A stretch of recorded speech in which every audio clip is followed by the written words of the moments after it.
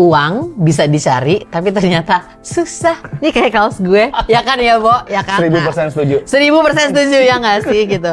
Makanya coach kesayangan kita Mas Atu bikin sebuah buku yang kalau gue udah baca mengenai cum laude atau lulus cum laude mempersiapkan fondasi keuangan. Ini bukunya Mas Atu. Dan di sebelahku sekarang sudah ada Mas Gambon. Halo. Mas Gambon adalah salah satu dari sekian gelintir ya Allah, gelintir orang yang membaca buku ini pertama kali. Ada banyak nih yang mau aku bedah sama Mas Gambon untuk episode kali ini. Tapi sebelum kita mulai, kita kenalan dulu. Hai Mas Gambon. Halo Mbak Leni. Halo semuanya. Ya. Nih Mas Gambon, sebelum kita ngobrol lebih lanjut, kita ngomongin si buku ini depannya dulu yuk. Ini menurut Mas Gambon dari desainnya tuh gimana sih covernya menurutmu? What do you think of the cover? Jujur gue penasaran sih Mbak. Karena gitu? kan ini lulus cum laude, tapi fondasi keuangan ini mau buat sekolah kah ke depan?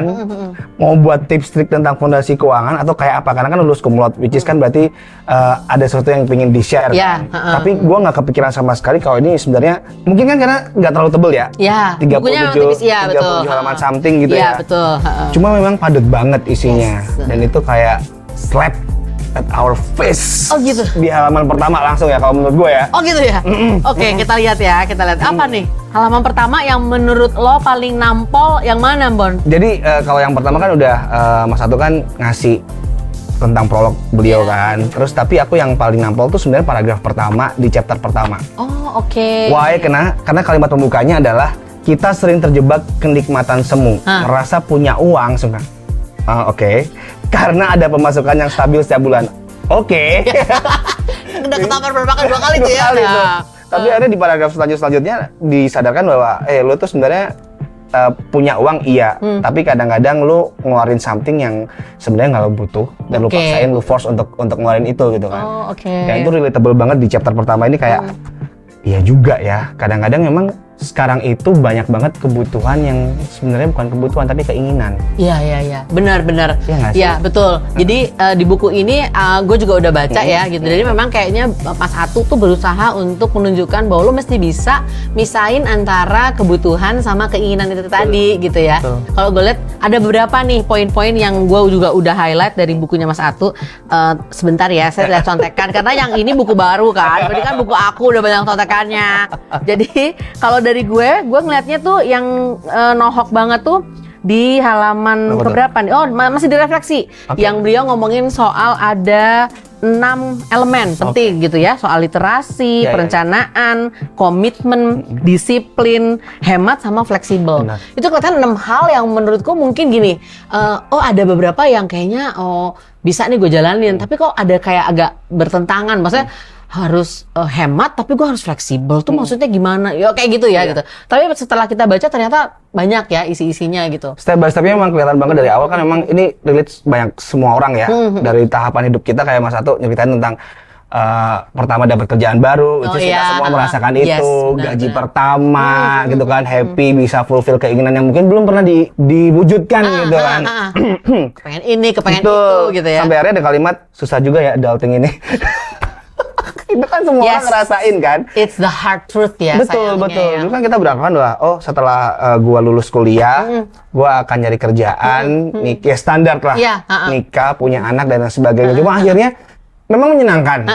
Tapi ada sisi-sisi yang kayak wah ini gila kalau nggak direncanain bakal gimana ya. Tapi gua nggak ngerencanain Mbak. Ini ternyata gue gak ngerencanain.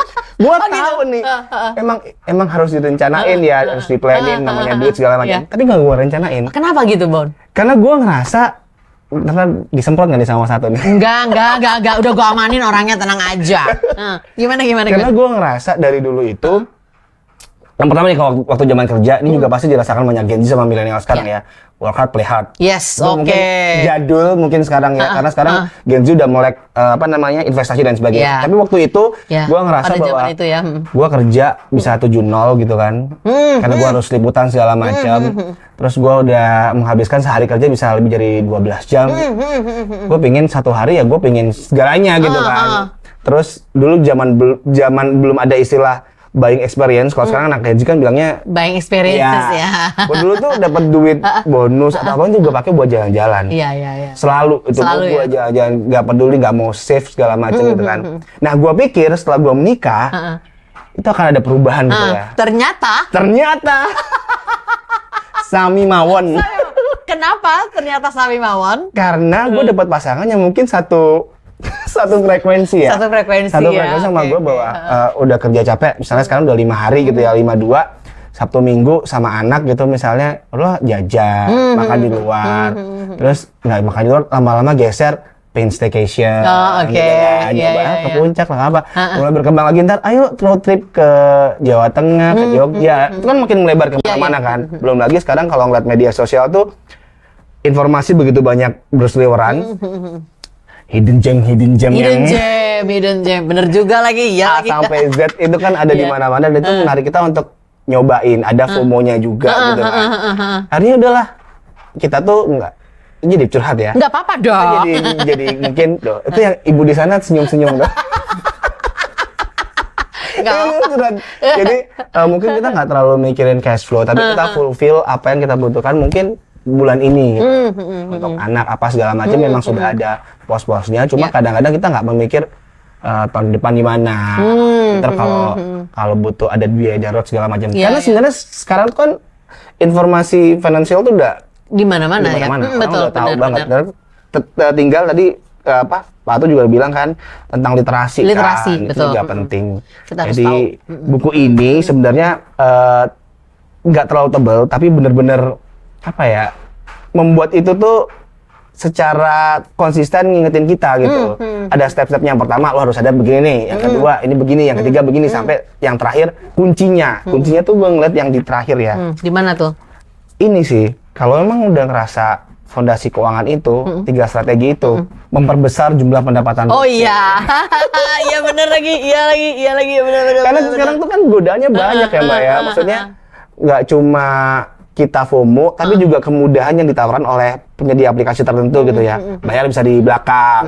Iya kan, semuanya bisa pay later lah istilahnya. Gitu ya. Mau dari lu hotel sampai lu jajan, yang kecil-kecil lu order tuh bisa dibayar bulan depan gitu kan. Banyak juga ya the so called kemudahan zaman sekarang yang ternyata kalau gue bilangnya itu semacam jebakan Batman ya, Bo, gitu kayak gitu aja kan. Jadi kayak aduh kayaknya enak banget nih kita bisa menikmati si apa sih tadi perjalanan yang experience, buying experience gitu, tapi ternyata bulan depan suffer ember.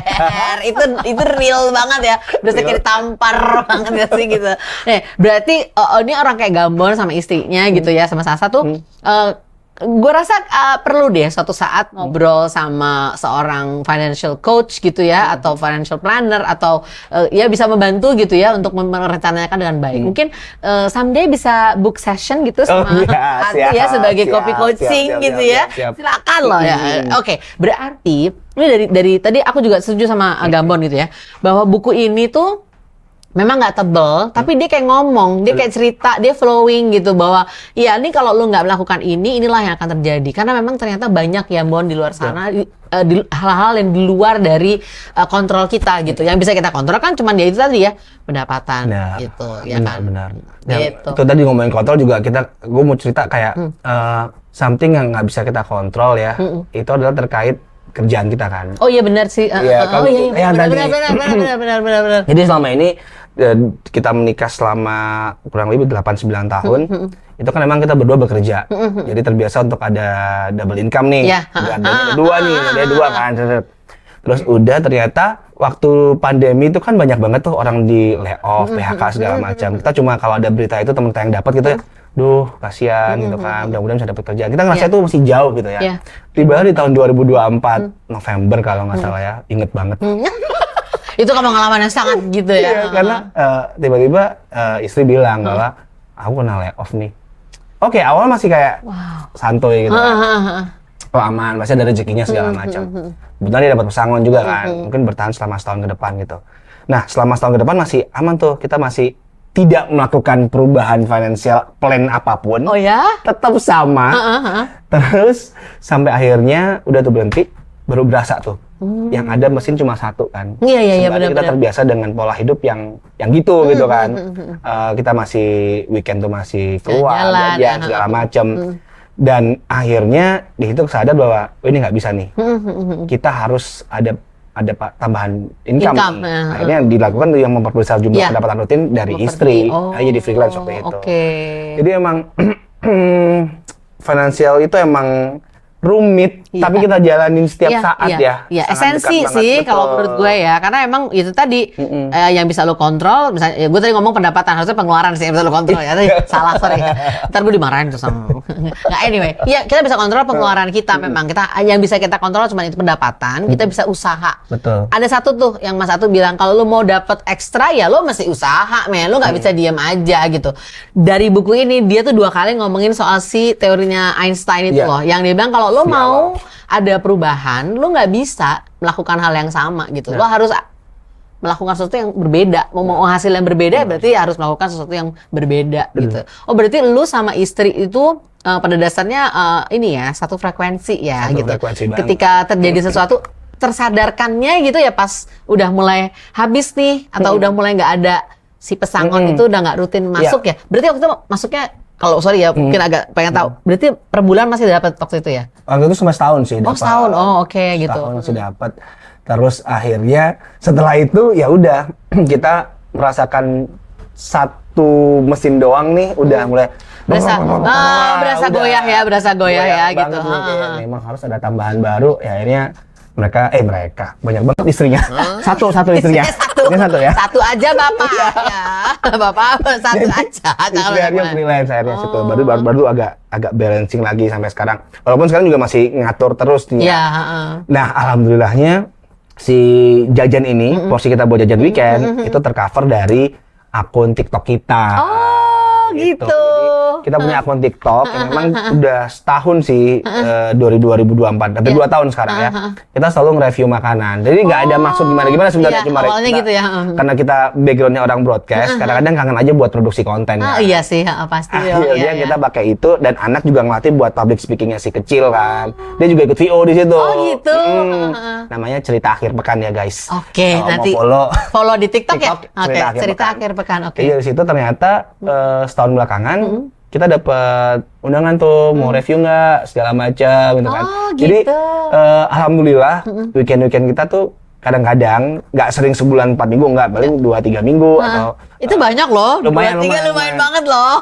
Itu udah jajan tuh tercover dari situ sebenarnya. Wow, asik banget ya. Betul. Dan terus kayak dulu tuh yang berubah ya, yang ngerasain adjusting tuh adalah dulu langganan HBO Max, Netflix, Disney. Iya. Itu langganan banyak banget.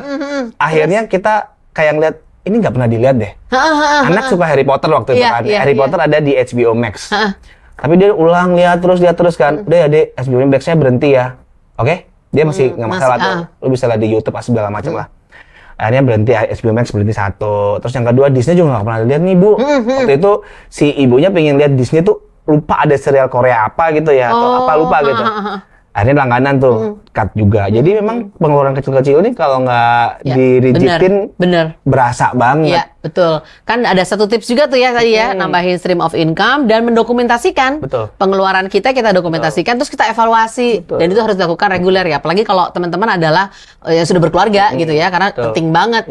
Kecil-kecil lama-lama menjadi boncos. Kalau gue bilang bukan lama-lama menjadi bukit, tapi lama-lama menjadi boncos. Banyak. Streaming platform, apa lagi ya yang kecil-kecil yang kayak nggak kerasa gitu, tapi terus kayaknya ini kalau gue ini masalahnya handphone misalnya. Kadang-kadang tuh kita masih suka gini ya, misalnya nih handphone gue mereknya Apple cokot itulah ya gitu ya, keluar seri ini terus begitu nanti kayaknya gue harus ganti deh gitu, karena kan temen gue bobanya 3 kok gue cuma 2 kayak gitu loh gitu. Yang tadi lu bilang FOMO gitu tuh ada kali ya gitu, dan tanpa kita sadar kalau kita nggak pinter ngatur keuangan ya akhirnya jadi boncos juga.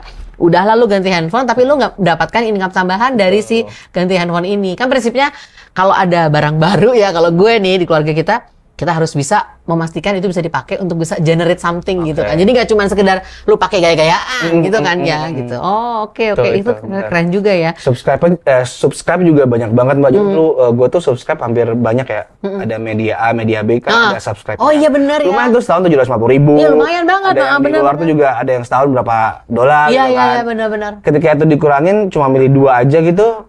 Ya aman-aman aja sebenarnya. Iya, ternyata bebe aja ya. Iya. Oh iya Bahkan sekarang lagi ngurangin konsumsi berita malahan sekarang. Iya, sekarang ya dengan kondisi kayak gini ya, Bo. Iya. Semoga kita semua bye-bye aja ya. Nah, ini sekarang aku mau ngomongin sesuatu yang mungkin agak sedikit personal ya, Bon ya.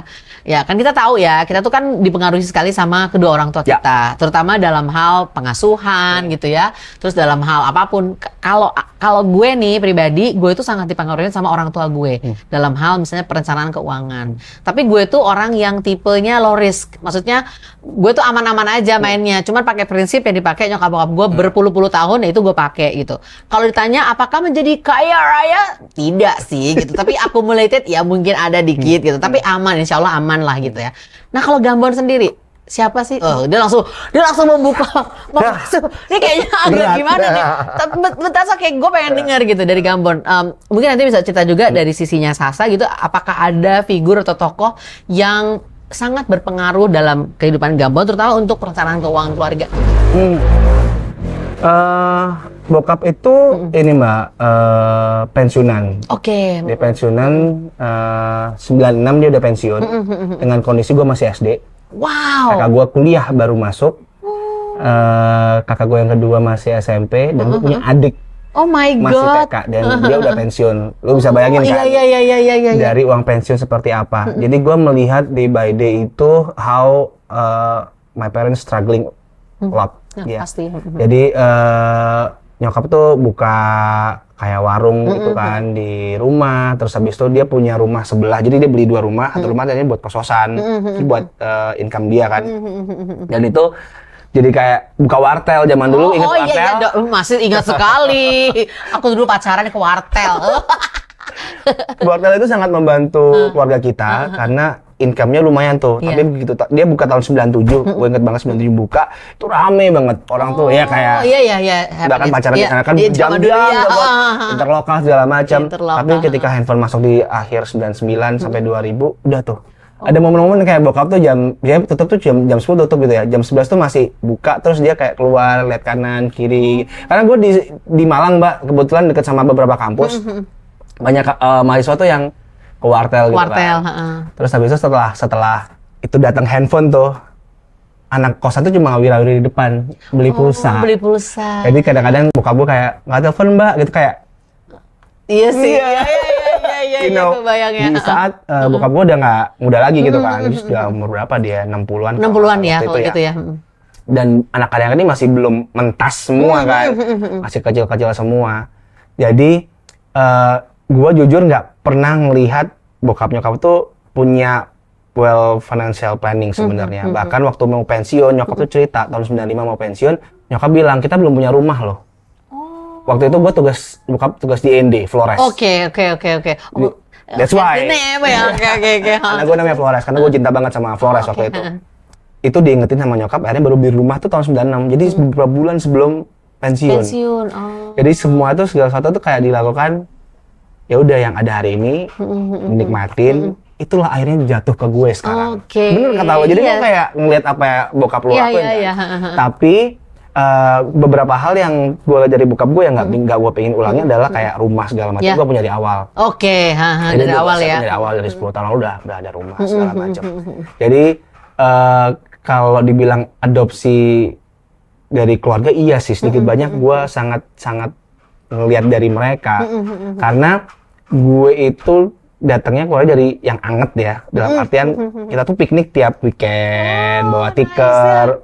Walaupun udah pensiun gitu, ke Selekta dong, Selekta nggak sih? Tahu dong, gue pernah loh ke Selekta. Jadi banyak tuh, ya kan?